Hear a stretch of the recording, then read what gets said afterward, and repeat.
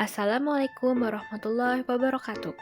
Perkenalkan, nama saya Romaduniati Ruhaidah Weliansyah dengan NPM 195030015 dari Prodi Pendidikan Bahasa dan Sastra Indonesia kelas A.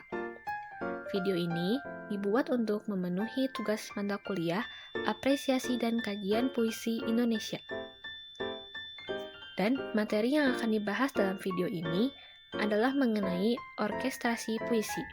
Namun, karena orkestrasi puisi ini merupakan bagian dari rima, dan rima sendiri merupakan salah satu bagian dari unsur fisik pembangun puisi, maka kita bahas sedikit mengenai rima dan ritma.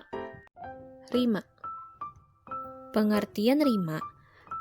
Rima adalah pengulangan bunyi dalam puisi untuk membentuk musikalisasi atau orkestrasi sehingga puisi menjadi menarik untuk dibaca. Rima membuat efek bunyi makna yang diinginkan oleh penyair puisi menjadi indah dan menimbulkan makna yang lebih kuat sehingga pesan dapat lebih tersampaikan kepada para pembaca puisi. Bunyi yang dihasilkan oleh alat ucap manusia dalam puisi dimanfaatkan untuk peniruan bunyi dan terbagi menjadi 3. Yang pertama, onomatope. Onomatope berarti tiruan terhadap bunyi-bunyi yang ada. Dalam puisi, peniru bunyi memberikan saran tentang suara sebenarnya. Di samping itu, onomatope dipilih oleh penyair dengan harapan dapat memberikan warna suasana tertentu seperti yang diharapkan penyair. Efek yang dihasilkan onomatope akan kuat terutama jika puisi tersebut dioralkan. 2. Lambang bunyi. Menurut Slamet Mulyana tahun 1956 halaman 72 mengatakan, lambang bunyi ialah bunyi yang dihubungkan dengan suasana hati. Bunyi yang melambangkan sesuatu ini disebut klang simbolik. Suasana hati yang riang dan senang dilukiskan dengan bunyi vokal I, AI, UI, bunyi konsonan K, P, T, S, dan F. Sedangkan yang melambangkan suasana hati yang damai ialah diftong I, AU, dan IA. Konsonan B, D, G, Z, V, W terasa berat, sedangkan bunyi vokal A, O, dan U terasa berat dan rendah, melambangkan perasaan sedih, gundah, murung, dan sebagainya. Di samping itu, bait-bait puisi yang mengandung bunyi I yang dominan, menurut Pradopo tahun 1987 halaman 34, yaitu memberikan suasana girang, kasih, ataupun kesucian. Demikian juga dengan bunyi A dan U yang dominan, memberikan kesan suasana berat dan sedih. 3. Kiasan bunyi. Kiasan bunyi adalah suasana tertentu yang dikiaskan dengan bunyi-bunyi tertentu atau bunyi-bunyi yang mirip dengan bunyi tiruan atau onomatope. Jika dalam onomatope dan lambang bunyi, antara bunyi dan acuannya memiliki hubungan yang mengacu secara langsung, pada kiasan bunyi, bunyi yang memiliki acuan langsung tersebut dikiaskan dengan bunyi lain yang mirip dengan bunyi tersebut untuk menggambarkan acuan yang sama. Pendek kata, pada kiasan bunyi, antara bunyi dan acuannya tidak memiliki hubungan langsung. Bentuk rima yang sering digunakan oleh penyair dalam membangun puisi terbagi menjadi 3, yaitu yang pertama, aliterasi. Aliterasi ialah pengulangan bunyi-bunyi konsonan dari kata-kata yang berurutan. Aliterasi berfungsi mendekatkan kata-kata lepas dari hubungan semantik biasa, menurut Van Lussenburg tahun 1989 halaman 196. Selain itu, aliterasi menekankan struktur ritmik sebuah lirik dan memberi tekanan tambahan pada kata-kata yang bersangkutan. Kedua, asonansi. Asonansi ialah pengulangan bunyi vokal dalam kata. Asonansi bersama-sama dengan aliterasi sering dipergunakan dalam lambang bunyi dan digunakan untuk menimbulkan kesan dan bayangan tertentu. 3. Rima akhir. Rima akhir ialah persamaan bunyi yang terdapat pada setiap akhir baris. Rima akhir ini dalam pengertian lama disebut sebagai sajak. Rima akhir akan memiliki nilai puitis jika di dalamnya memiliki daya yang kuat untuk menimbulkan pengertian atau suasana tertentu dan hakikat puisi.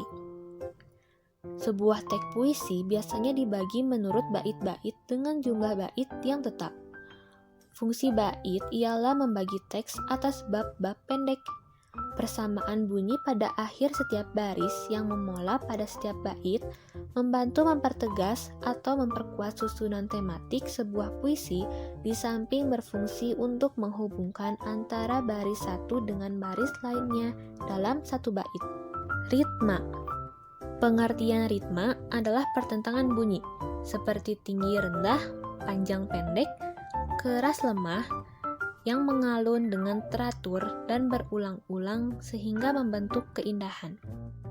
Setelah membahas mengenai rima dan ritma, sekarang kita masuk ke topik pembahasan utama dalam video ini, yaitu tentang orkestrasi puisi. Pertama, pengertian. Pengertian orkestrasi sendiri menurut KBBI adalah seni mengolah karya musik sehingga dapat dimainkan oleh orkes. Misalnya, musik untuk piano digubah untuk orkes instrumental. Ada pula pengertian orkestrasi puisi menurut Slamet Mulyana tahun 1956 halaman 56 yang mengatakan bahwa orkestrasi puisi adalah bunyi musik dalam puisi. Pada dasarnya, aspek orkestrasi merupakan salah satu unsur yang dapat dimanfaatkan untuk memperdalam arti, memperjelas tanggapan, memperdalam perasaan, dan merangsang tumbuhnya respon psikologis yang menimbulkan rasa dan suasana tertentu. Oleh para penyair aliran romantis yang timbul sekitar abad ke-18 di Eropa Barat, digunakan dalam membangun sebuah puisi, yaitu mengutamakan simbol bunyi daripada makna katanya. Aliran simbolis pertama kali dipelopori oleh Charles Baudelaire yang muncul sekitar abad ke-19. Lalu, salah seorang pengikut aliran simbolis tersebut, yaitu Paul Verlaine pada tahun 1844 sampai 1896. Ia mengungkapkan bahwa musiklah yang paling utama dalam puisi. Jadi, penyair-penyair beraliran romantis dan simbolis selalu berusaha membangun puisi yang mendekati musik, yaitu puisi yang merdu bunyinya dan berirama kuat. Mereka mengubah kata menjadi gaya suara. Dengan demikian, jelas sudah bahwa orkestrasi puisi ialah susunan bunyi yang indah dan dapat menimbulkan rasa, bayangan yang jelas, serta suasana khusus tertentu. Meskipun demikian, orkestrasi puisi tetap berbeda dengan musik, sebab bunyi kata tidak sanggup menjelmakan perasaan girang, sedih, gundah, dan murung sekuat musik. Bunyi kata hanya dapat digunakan untuk memberi sugesti tentang suasana riang dan sedih. Irama puisi. Dalam puisi, selain masalah orkestrasi puisi, kiasan bunyi dan rima, ada juga masalah lain yang tak kalah pentingnya dengan masalah-masalah yang telah dibicarakan sebelumnya, terutama yang menyangkut masalah bunyi, yaitu irama. Sebetulnya, irama dalam puisi hampir sama dengan irama dalam musik, karena keduanya ditentukan oleh ukuran waktu atau tempo. Perbedaannya, jika dalam musik, ukuran tempo itu betul-betul bisa mandiri. Dalam puisi, ukuran tempo tergantung dari banyaknya bunyi suku kata, baik pada kata, frase, maupun kalimat dalam setiap baris. Sekian penyampaian materi dari saya.